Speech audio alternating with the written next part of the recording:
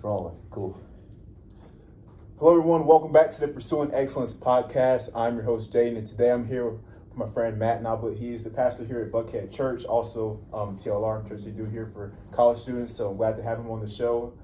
Thank you, Matt, for coming on. Absolutely, Jaden. I appreciate it. I'm excited about this conversation, and it's always fun. I don't get to be on podcasts often, and so it makes me feel cool being on podcasts. It's fun. So thank you so much for having me. Yeah, of course. Yeah. So, Matt, just talk about what inspired you to become a pastor. Give us a little bit of your backstory. How did you get into this field, and what's your journey been like? Yeah, absolutely. So when I was 10, my dad planted a church. So previously he was in the business world as a business leader. When I was 10 years old, he planted a church, and so the church he planted met in a movie theater for close to a decade. So set up, tear down every week. And throughout that time, I had a really good experience being a PK, being a preacher's kid. But I never personally thought I wanted to go into ministry, not because of like any bad experiences in the church or things like that.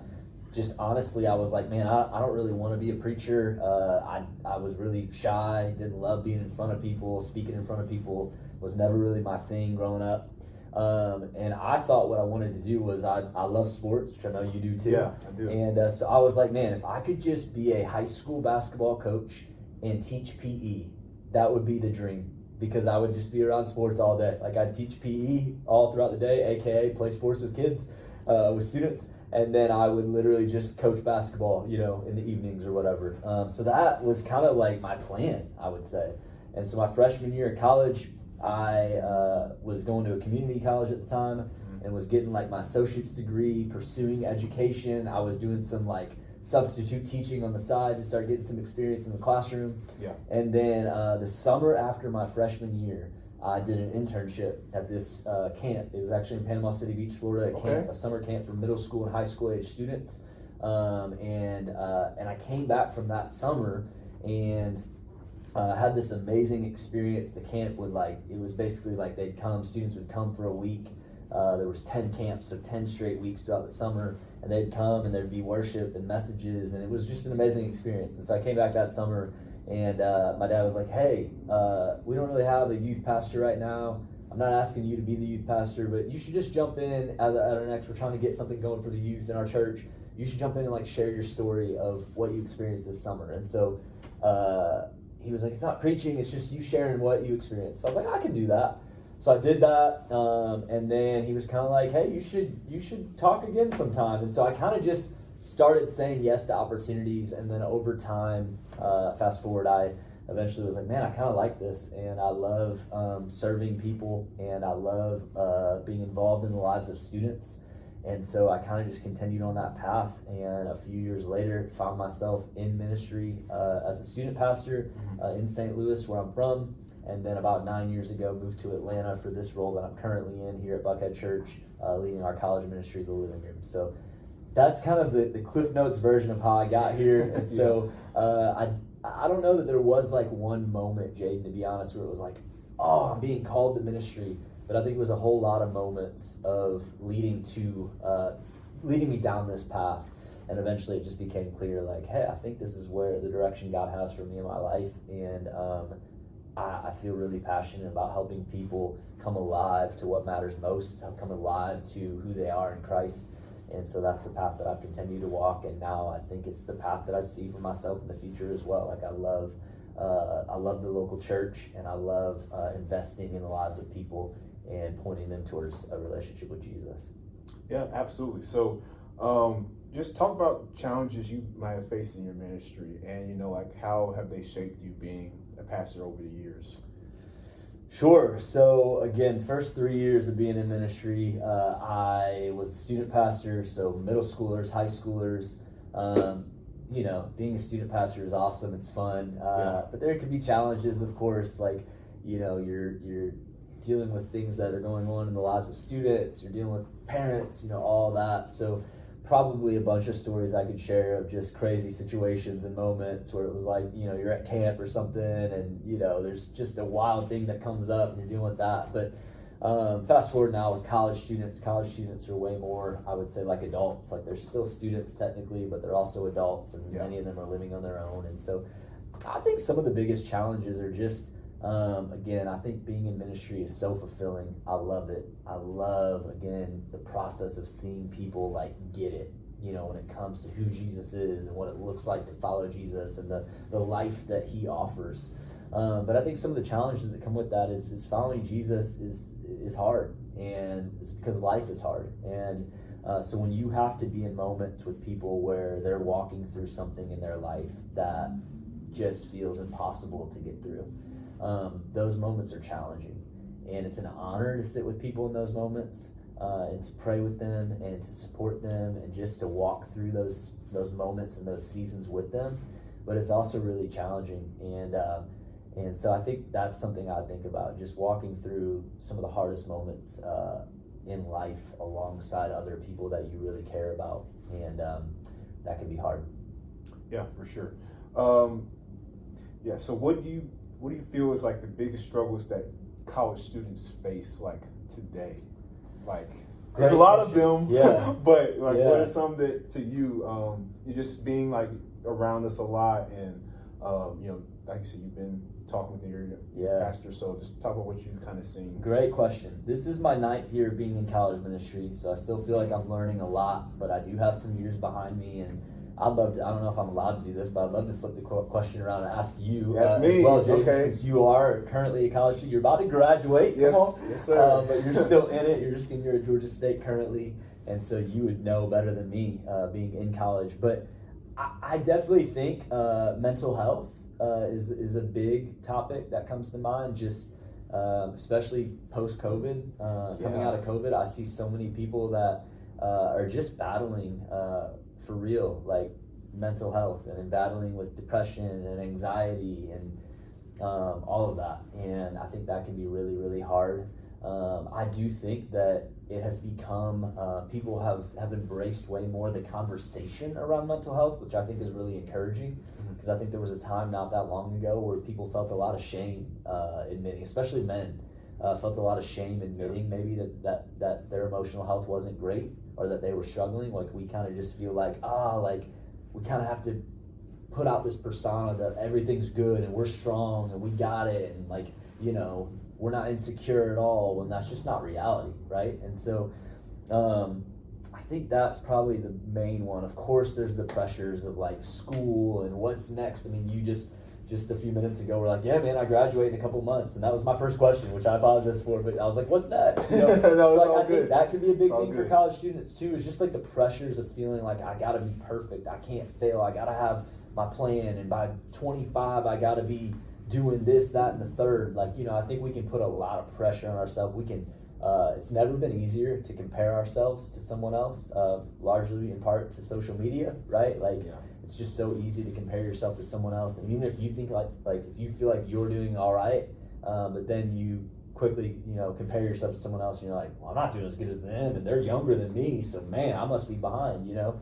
So I think comparison, mental health, those are some of the biggest challenges that I see college students come to face with. But would you agree with that? Would you add anything to that list? Would love to hear your thoughts. I definitely would agree. Yeah. For sure. Mental health is a big thing. Yeah, huge. You know, especially lately, like it's just been, and then you got to factor in social media, you know, and that ties into the comparison thing you were mentioning. Bible says comparison is the thief of all joy, right? It can definitely make you unhappy, and it can take your joy away. And so it's hard, but you have to focus on, you know, the path that you're on. And God has everybody on a different path. For me, that's what I've tried to keep my head centered on, is remember that, hey, everybody's path is different. So, but you're going to get where you need to be. That's really good. Thanks for sharing that. Of course. Great question. So how would you like just talk about, you know, how can students, do you feel like, balance their spiritual lives with the demands of school, work, and social life? What are some tips you would give to kids now to do that? I think a perspective that I would encourage everybody to embrace is, and it comes from Scripture, when the Scriptures teach and say, hey, do all things to the glory of God. So not just worship on Sunday mornings to the glory of God, or in the context of the living room, the college ministry here at Buckhead, worship on Monday nights to the glory of God. It says do all things to the glory of God. So, hey, when you're going to class, go to class for the glory of God. You know, when you're going to your job that maybe you really don't like that much because the people you work with annoy you and you don't feel like your boss is awesome, like, go to work for the glory of God, you know?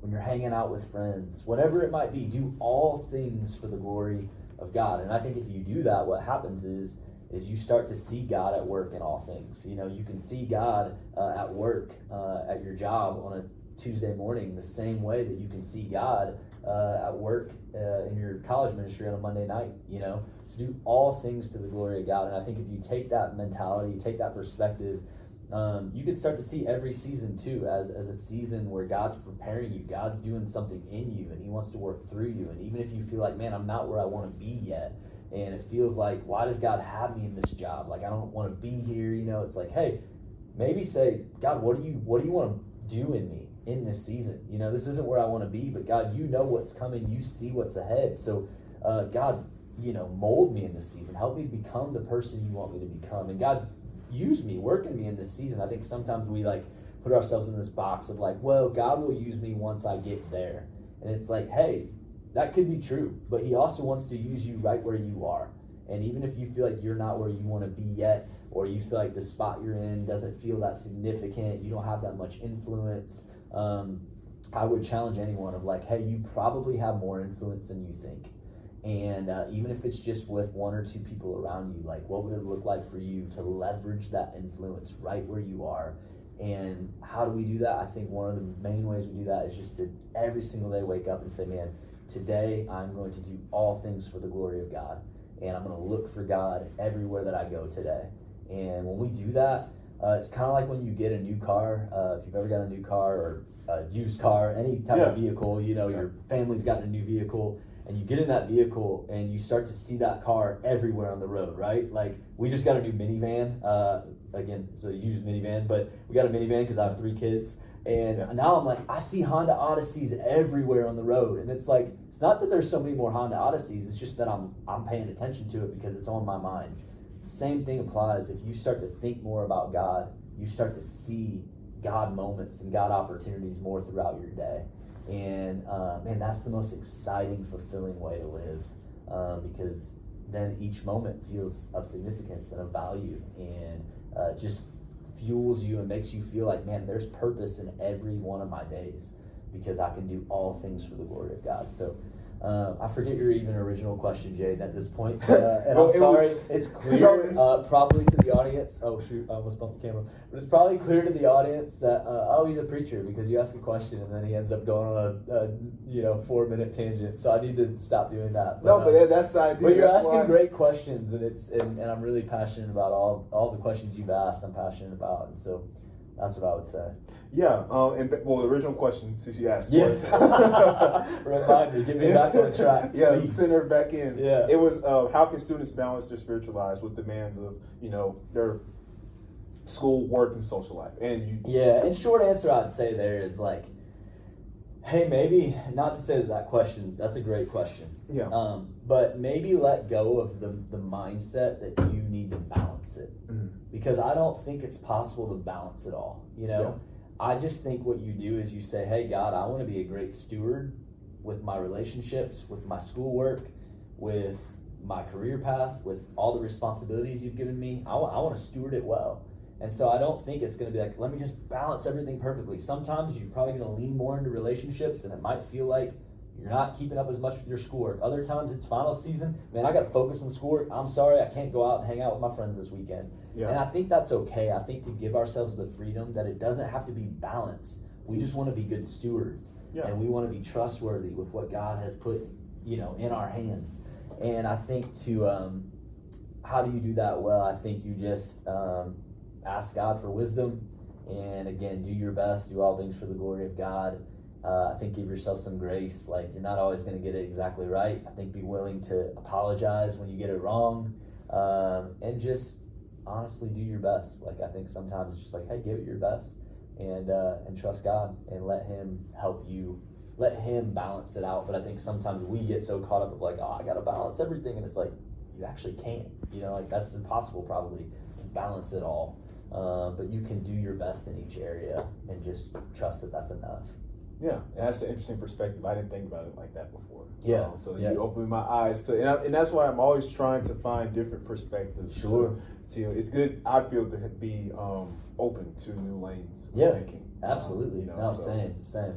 Yeah. Yeah. Definitely. So, kind of moving forward, what would you say to students who possibly would have doubts about Christianity or struggling with their own faith? And because I know sometimes, or at least the last couple of TLR services I came to, you mentioned in your messages, hey, if you're coming in, you may not be,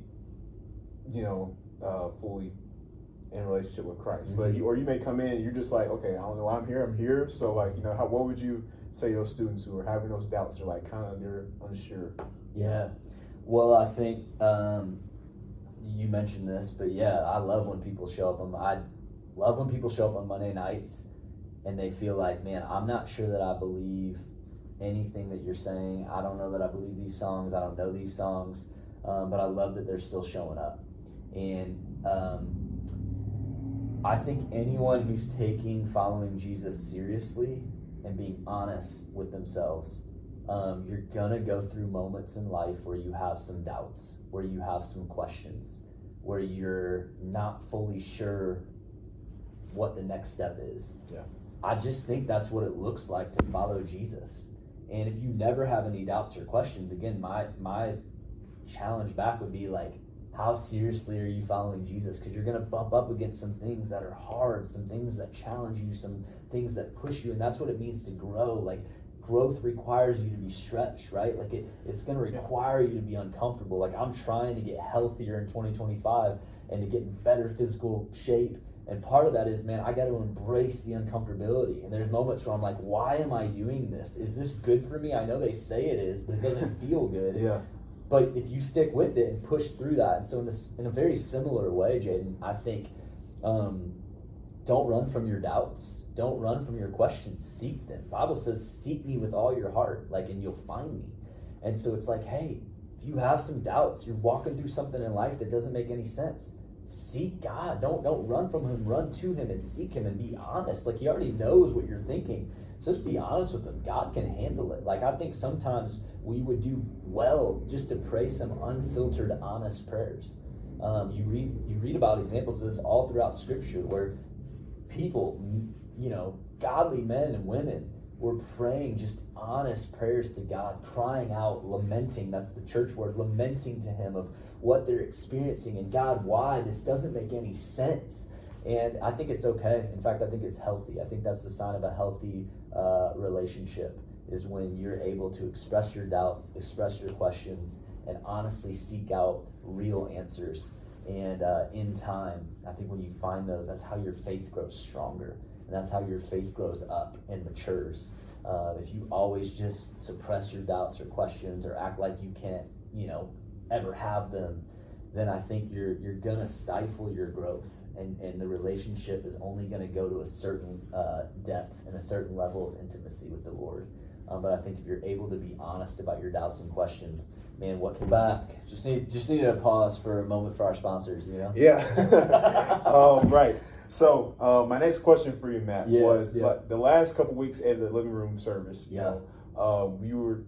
The messages were part of the series. Butterflies, breakups, and man, there you go. The alliteration going. Yeah. The bees.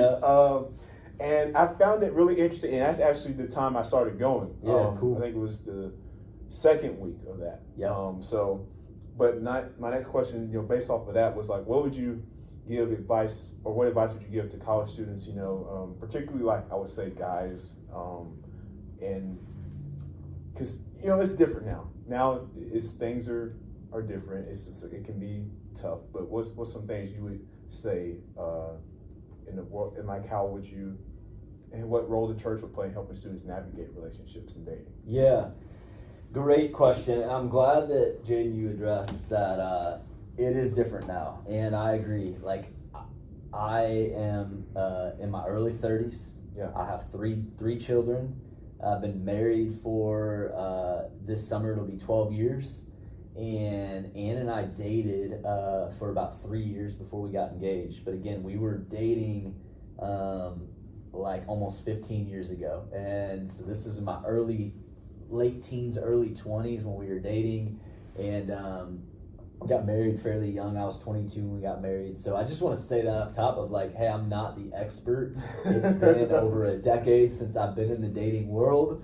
And but I obviously, you know, am connected and know a lot of people who are in that season of life and are dating or are looking to date, or know people who are dating. And so through asking them questions and observing and just hearing about how it is now, obviously it's a different world. Like there's social media. When Ann and I were dating, I think Twitter and Facebook were just kind of becoming a thing, you know, like we did some Facebook chat. We did a lot of Skype, which is like old school FaceTime, you know? So we did that, you know, we texted and stuff. We did have cell phones. We're not that old. But no, I think one of the things I think about, and we talked about this in the series, you did great. It's hard to say, but the series we just got out of the living room is called Butterflies, Breakups, and Bad Habits. Mm-hmm. And we talked about a lot, but not everything, because it's 3 weeks. Can't talk about everything in 3 weeks. But one of the things we talked about was, hey, I think this applies when you're dating, but especially when you're single, is sometimes I think we spend so much time and energy trying to focus on who and trying to find the right person. And there's this thing called the right person myth, and I didn't make it up. In fact, our senior pastor at Buckhead, Andy Stanley, I think he coined this phrase, the right person myth. And the right person myth says something like this, that, hey, if I just can find the right person for me, if I can find the one, if I can find that right person, then everything's going to work itself out. All my issues, all my problems, all the past challenges that I've had in relationships, it'll all be work itself out if I can just find the right person. The problem with that is that's not true. Like, I'm not saying there's not a great person or the right person for you, but to just think that if I can just find the right person, if I can find the right who, then everything's going to work itself out. The problem with that is that's only taking into mind one part of the dating equation. There's two parts of the dating equation. There's who, and then there's you.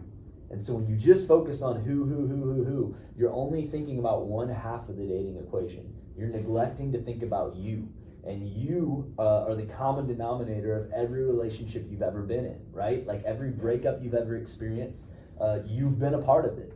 And I'm not saying it's been your fault, but you've been a part of it. And so I think one of the biggest pieces of encouragement I can give to college students or college-aged adults, again, if you're single or even if you're dating, is focus on who you're becoming. Like, focus on the person that you're becoming more than you focus on the person that you're looking for.